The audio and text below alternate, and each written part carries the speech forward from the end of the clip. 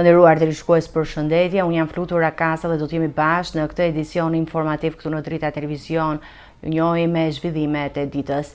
Është zhvilluar protesta e 23 radhazi përpara godinës së kryeministrisë, ku qytetarë dhe përfaqësues të diasporës kanë kërkuar largimin e qeverisë dhe dorëheqjen e kryeministrit Edi Rama. Tubimi nisi në sheshin Skënderbej dhe vijoi me marshimin drejt institucioneve qeveritare. Protesta konsiderohet pjesë e një vale të gjatë pakënaqësie qytetare që po vijon prej disa javësh. Në Tiranë është mbajtur këtë të hënë protesta e 23 të radhazi para godinës së kryeministrisë, ku qytetarët janë rikthyer për të kërkuar dorëheqjen e qeverisë dhe largimin e kryeministrit Edi Rama. Ashtu si në tubimet e mëparshme, në protestë kanë marrë pjesë edhe përfaqësues të diasporës shqiptare, të cilët janë bashkuar me protestuesit në kryeqytet. Pjesëmarrësit kanë marshuar me moton "Kur Shqipëria thërret, bit përgjigjen", duke theksuar sipas tyre nevojën për reagim qytetar përtej kufive të vendit. Protesta është konsideruar si një nga momentet më të forta të mobilizimit të javëve të fundit, pas një serie demonstratash të pandërprera që kanë vijuar për rreth 3 javë. Sipas organizatorëve dhe pjesëmarrësve, kauza fillestare e protestës është zgjeruar duke përfshirë shqetësime më të gjëra mbi korrupsion, mungesën e llogaridhënies dhe emigracionit të rinjve. Tubimi ka nisur rreth orës 19 në sheshin Skënderbej përpara se protestuesit të marshonin drejt kryeministrisë, ku kanë qëndruar për të vijuar thirrjet e tyre kundër qeverisë. Dita e 23 e protestave është një tregues i vijimësisë së pakënaqësisë qytetare, ndërsa zhvillimet e fundit politike mbeten në qendër të vëmendjes publike në vend.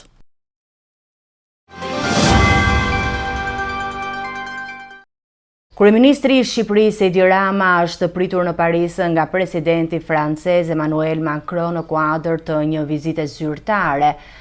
Takimi synon forcimin e marrëdhënieve dypalshe dhe koordinimin për çështje me interes të përbashkët europian dhe rajonal.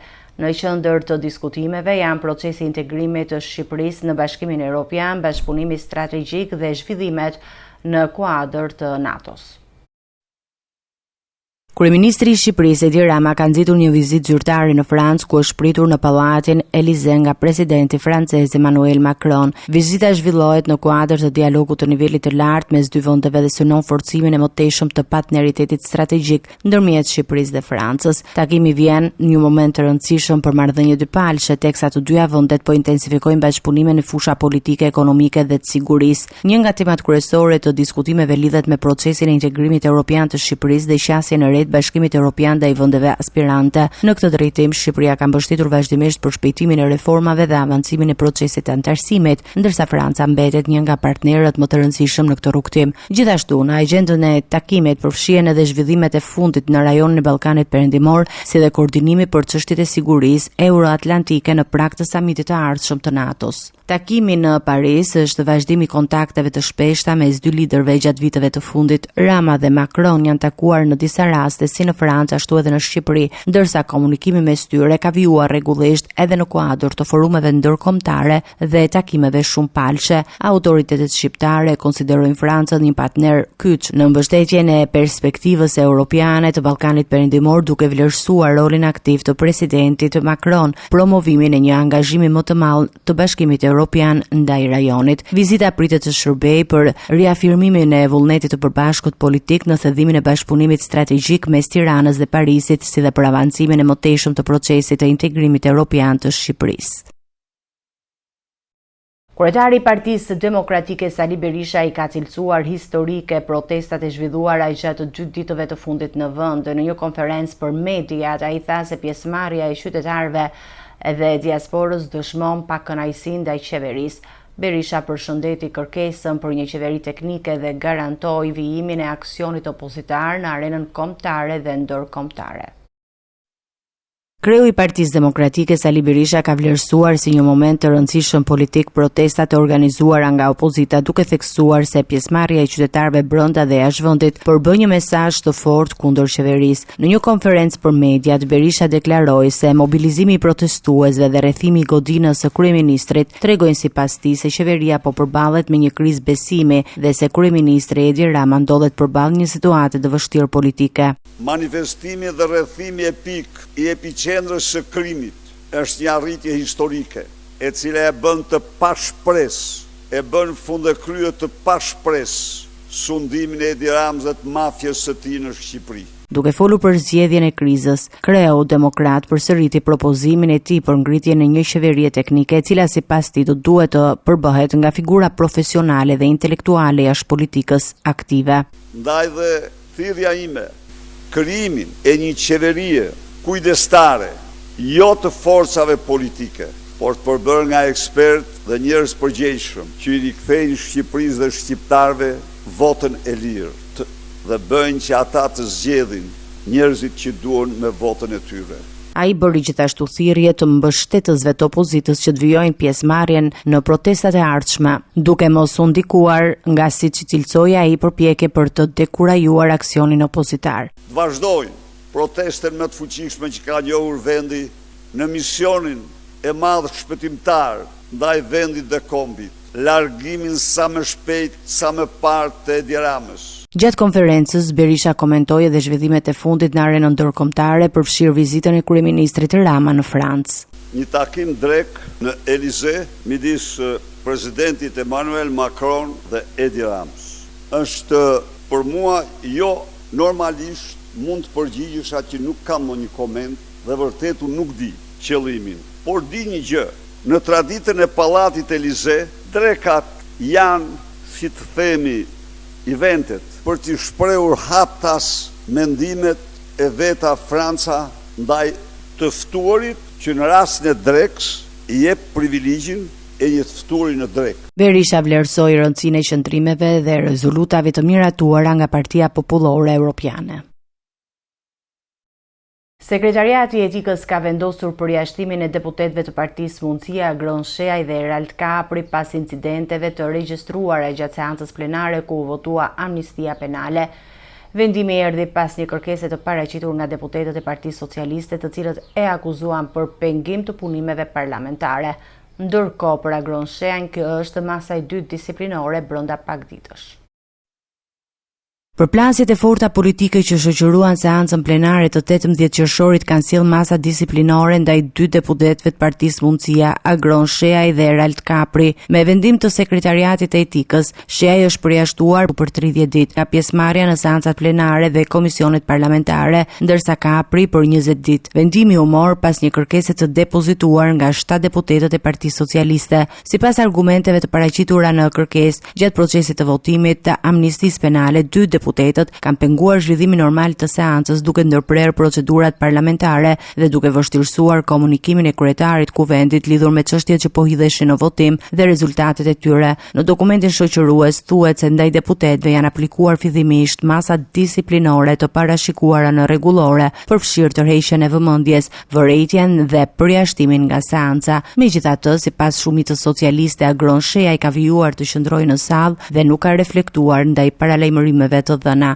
Për deputetin Sheaj, kjo është masa e dytë e rëndë disiplinore brenda një periudhe të shkurtër. Vetëm pak ditë më parë ai ishte përjashtuar gjithashtu për 30 ditë, një vendim që më pas u konfirmua edhe nga byroja e kuvendit. Masat e mëparshme lidhen me seancën e 11 qershorit dhe interpelancën me ministrin e financave Petrit Malaj. Socialistët pretenduan se gjatë debatit mbi të ardhurat e shtetit nga koncesionet, Sheaj përdori gjuhë fyese, kërcënuese dhe tone të papërshtatshme ndaj ministrit. Vendimet e marra nga organet disiplinore të kuvendit pritet të thellojnë më tej debatet politike mes mazhorancës dhe opozitës, ndërsa Partia Mundësia ka kundërshtuar më herët masa të ngjashme, duke i cilësuar ato si përpjekje për të kufizuar zërin e opozitës. Partia Demokratike ka kërkuar zhvillimin e një mocioni me debat në kuvend pas miratimit të rezolutës së Parlamentit Evropian për Shqipërinë. Opozita e rëndit si një sër çështjes që sipas saj kërkojnë ballafaqim politik, përfshirë barazi në garën elektorale dhe përdorimin e burimeve shëndetësore. Po ashtu në fokus të kërkesës janë edhe çështjet si imuniteti parlamentar, investimet strategjike dhe mbrojtja e zonave të mbrojtura. Partia Demokratike ka kërkuar hapjen e një debati të gjerë parlamentar vetëm pak ditë pas miratimit të rezolutës së Parlamentit Evropian për Shqipërinë, duke konsideruar dokumenti një bazë të rëndësishme për diskutimin institucional mbi gjendjen politike dhe demokratike në vend. Në kërkesën zyrtare të depozituar në kuvent, opozita rëndit rreth 20 pika shqetësuese që sipas saj kërkojnë ballafaqim të drejtë për drejtë mes palëve politik. Ndërto përfshihen pretendimet për mungesë të barazisë në garën elektorale, i burimeve administrative në fushata, financim të partive politike dhe akuza për blerje votash apo presion ndaj zgjedhësve. Në dokument theksohet gjithashtu nevoja për debat mbi çështjen e imunitetit parlamentar, në një moment kur opozita kujton edhe qëndrimet e mëparshme mbi këtë temë në kuvent. Sipas kërkesës, çdo vendimarrje në këtë drejtim duhet të respektojë plotësisht kushtetutën dhe procedurat ligjore, pa ndikim politik dhe pa vonesa të pajustifikuara. Në fokus të kërkesës së opozitës janë edhe çështje të tjera të ndjeshme si investimet strategjike, administrimi i provave publike, liria e medias dhe zhvillimet në zonën e mbrojtur Vjos-Nart, për të cilat Partia Demokratike kërkon transparencë dhe debat të zgjeruar parlamentar. Kërkesa është depozituar me firmën e kreut të grupit parlamentar Gazmend Bardhi, i cili propozon thirrjen e konferencës së kryetarëve me 23 qershor, me synimin që mocioni të përfshihet në seancën plenare të 25 qershorit. Sipas propozimit, çdo deputet duhet të ketë kohë të kufizuar për diskutim gjatë seancës. Kërkesa e opozitës vjen pas rezolutës së miratuar në 17 qershor nga Parlamenti Evropian, e cila ngresh shqetësim mbi zhvillimet në zonat e mbrojtura në Shqipëri, përfshirë Vjos-Nart, dhe rekomandon rishikimin e ndryshimeve ligjore të vitit 2024 që lejojnë ndërhyrje infrastrukturore në këto zona.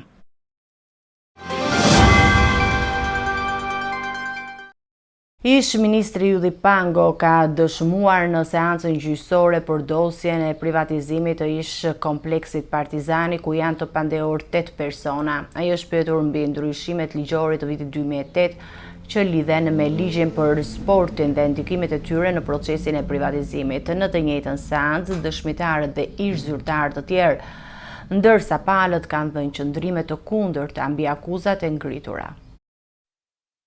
Në gjykatën e posaçme kundër korrupsionit dhe krimit të organizuar në GJKK është zhvilluar këtë të hënë seanca e radhës për çështjen penale që lidhet me privatizimin e ish kompleksit sportiv Partizani, dosje në të cilët janë në hetim dhe gjykim 8 pandehor. Në cilësinë e dëshmitarit është paraqitur ish ministri i sporteve dhe kulturës Ylli Pango, i cili është pyetur mbi rolin e tij gjatë periudhës 2007-2009 dhe ndryshimet ligjore që u ndërmorën në ligjin për sportin në vitin 2008. Pango ka sqaruar në sallën e gjyqit se sipas tij qëndrimi institucional në ato kohë ishte në favor të dhënies së objekteve sportive me koncesion si një mënyrë për të nxitur zhvillimin e sportit. Ai ka theksuar se në këndvështrimin e tij koncensioni nuk e përjashtonte privatizimin dhe se kjo praktikë sipas tij zbatohet edhe në vende të tjera. Ish ministri është shprehur se ndryshimet dhe iniciativa përkatëse nuk ka qenë vendime personale të tij, por pjesë një vizioni qeveritar për zhvillimin e sektorit të sportit dhe administrimin e provave publike. I pyetur nga mbrojtësi Sali Berishës nëse kishte zhvilluar komunikime me ish kryeministrin e kohës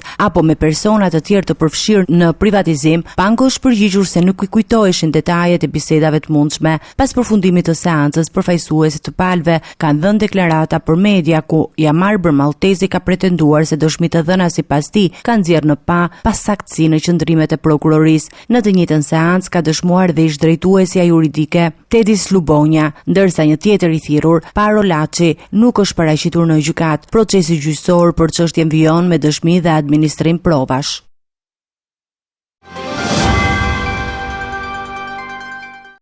Një 28 vjeçare ka mbetur e plagosur pas një konflikti me bashkëshortin e saj në Pogradec. Ngjarja ndodhi në lagjen numër 4, ku dyshohet se një debat mes shiftit ka degeneruar në dhunë.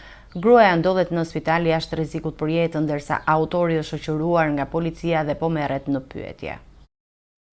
Një ngjarje e rëndë është regjistruar këtë të hënë në qytetin e Pogradecit, ku një 28 vjeçare ka mbetur e plagosur me thik pas një konflikti familjar me bashkëshortin e saj. Sipas të dhënave paraprake, ngjarja ka ndodhur në lagjen numër 4 të qytetit, ku çifti bashkëshortëve dyshohet se është përfshirë në një debat që ka përshkallëzuar në dhunë fizike. Gjatë konfliktit, 30 vjeçari Renato Xhaja dyshohet se ka marrë një mjet prerës dhe ka goditur 2 herë bashkëshorten e tij, Bleona Xhaja, duke i shkaktuar plagë në barkë dhe në krah. E plagosura është transportuar menjëherë drejt spitalit për ndihmë mjekësore ku mësohet se ndodhet jashtë rrezikut për jetën dhe po merr trajtimin e nevojshëm nga mjekët. Ndërkohë autori i dyshuar është shoqëruar nga shërbimet e policisë në komisariat ku po merret në pyetje për të sqaruar rrethanat e plota të ngjarjes. Burimet nga hetimet bëjnë me dije se çifti jetonte në Greqi dhe ishte kthyer në Shqipëri për pushime, ndërsa motivet e konfliktit mbeten ende nën hetim nga autoritetet.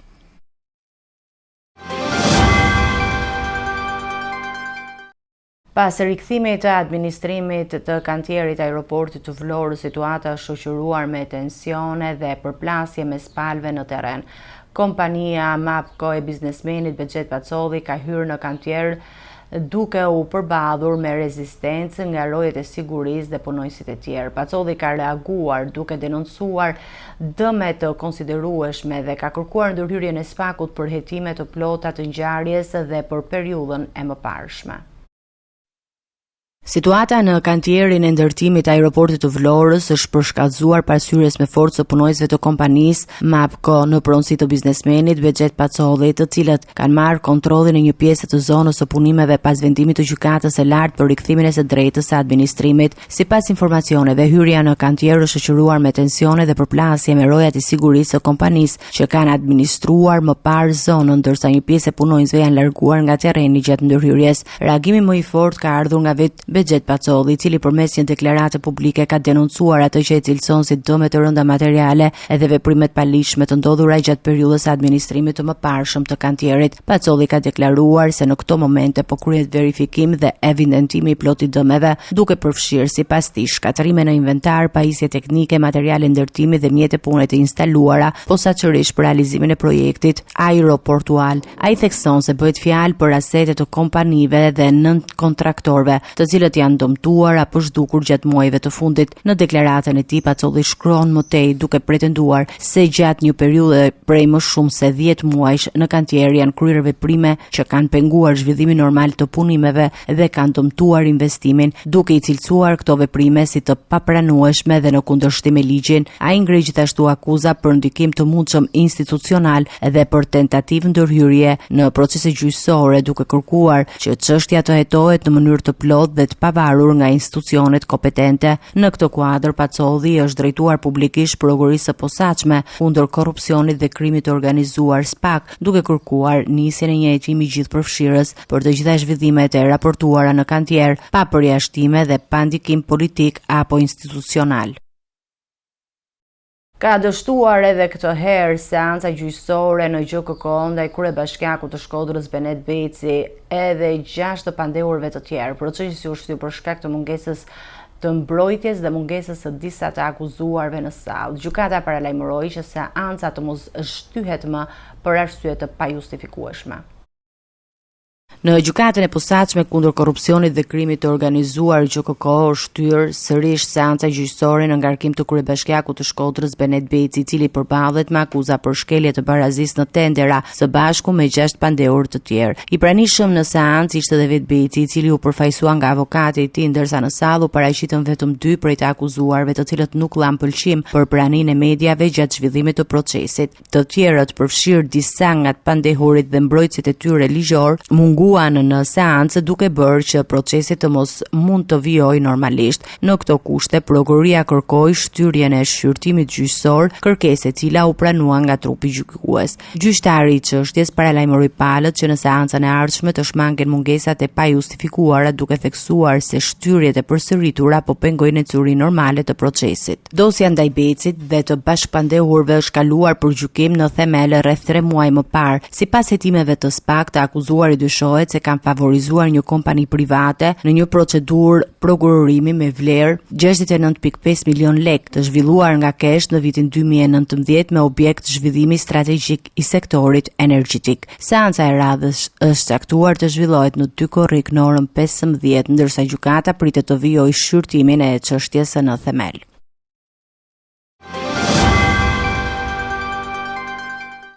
Pas disa muajsh kërkim, policia e Durrësit ka vënë në pranga 2 kushërinj të dyshuar për vrasjen e 45 vjeçarit Denis Shumani, ngjarje ndodhur në janar të këtij viti në Shijak, pas konfliktit që sipas hetimeve lidhen me motive personale. Të arrestuarit akuzohen për vrasje me dashje në bashkëpunim dhe armbajtje pa leje. Policia e Durrësit ka finalizuar një operacion për kapjen e 2 personave të shpadhur në kërkim në lidhje me vrasjen e Denis Shumanit, ngjarje e ndodhur në fillim të këtij viti në Shijak. Në pranga kanë rënë 2 kushërinj, Indrit Fera, 38 vjeç dhe Dorian Fera, 36 vjeç, për të cilët gjykata e Durrësit kishte caktuar masën e sigurisë arrest në burg. Ata akuzohen për vepra penale të vrasjes me dashje të kryer në bashkëpunim, si dhe përmbajtje pa leje të armëve dhe municioneve. Sipas hetimeve, ngjarja ka ndodhur në 27 janar 2026, ku pas një konflikti të lindur për motive personale, 2 të dyshuarit dyshohet se kanë qelluar marrëzjarre ndaj Denis Shumanit. I plagosur rënd, 45 vjeçari u transportua në spital, por nuk arriti të mbijetonte plagëve dhe ndërroi jetë disa ditë më vonë. Burime pranë grupit hetimor bën me dije se në zanafill të konfliktit dyshohet të ketë qenë një vajzë. Sipas informacioneve të mbledhura, viktima kishte komunikuar përmes mesazheve me teren, e cila në atë periudhë ishte në një lidhje me një prej autorëve të dyshuar. Kjo situatë dyshohet se ka nxitur përplasjen mes palëve. Hetimet kanë zbuluar se pas shoqërimit të vajzës në banesë, Dorian Fera ka marrë me vete kushëririn e tij Indrit Ferën dhe të dy janë drejtuar drejt banesës së Denis Shumanit. Dyshohet se fillimisht e kanë dhunuar fizikisht dhe më pas e kanë qelluar marrëzjarre duke i shkaktuar plagë fatale. Pas 5 muajsh kërkimesh, policia ka arritur të lokalizojë dhe arrestojë 2 të dyshuarit, të cilët tashmë do të përballen me drejtsinë, ndërkohë grupi hetimor vijon punën për dokumentimin e plotë të rrethanave dhe dinamikën e ngjarjes.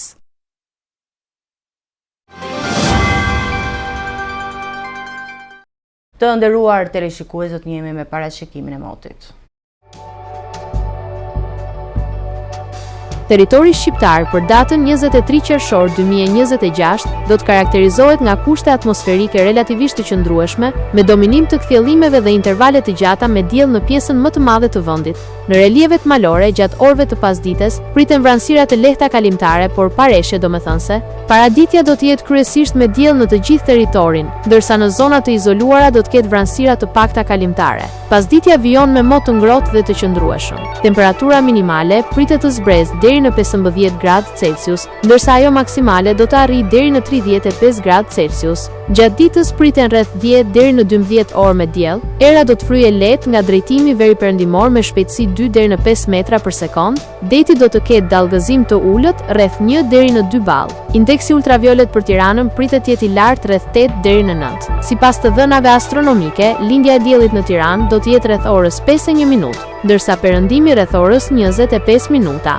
Temperaturat minimale dhe maksimale për disa qytete kryesore të Shqipërisë do të jenë si më poshtë: Shkodër 21 deri në 35 gradë Celsius, Kukës 16 deri në 31 gradë Celsius, Peshkopi 16 deri në 30 gradë Celsius, Tiranë 19 deri në 35 gradë Celsius, Durrës 22 deri në 32 gradë Celsius, Kavaj 21 deri në 32 gradë Celsius, Elbasan 20 deri në 35 gradë Celsius, Berat 21 deri në 35 gradë Celsius, Korç 15 deri në 29 gradë Celsius, Vlorë 22 deri në 31 gradë Celsius, Gjirokastër 16 deri në 30 gradë Celsius, Sarandë 22 deri në 31 gradë Celsius.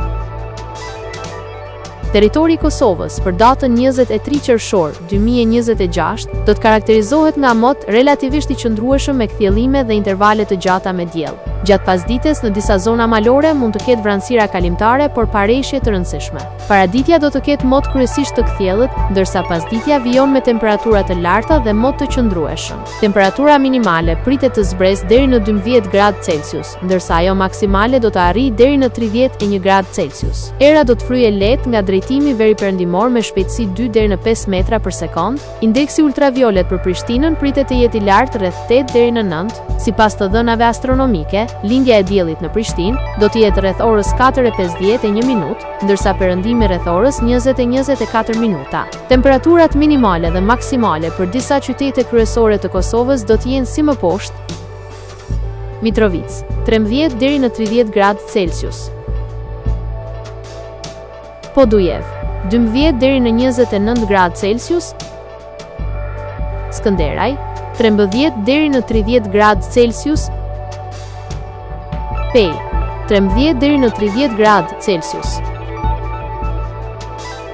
Prishtinë, 13 deri në 30 gradë Celsius. Gjakov, 14 deri në 31 gradë Celsius. Malishev, 14 deri në 31 gradë Celsius. Gjilan, 13 deri në 30 gradë Celsius. Ferizaj, 13 deri në 30 gradë Celsius. Kaçanik, 12 deri në 29 gradë Celsius. Suharek, 14 deri në 31 gradë Celsius. Prizren, 14 deri në 31 gradë Celsius. Ishte gjithçka e përgatitur në këtë edicion informativ. Për më shumë zhvillime klikoni në faqen tonë zyrtare drita.tv. Mund na ndiqni në rrjetet sociale, Facebook, Instagram, YouTube, ku jemi me përditësime në çdo kohë. Vazhdoni të qëndroni në shoqërinë e televizionit Drita. Bashkë miru takofshim në edicionin e ardhshëm.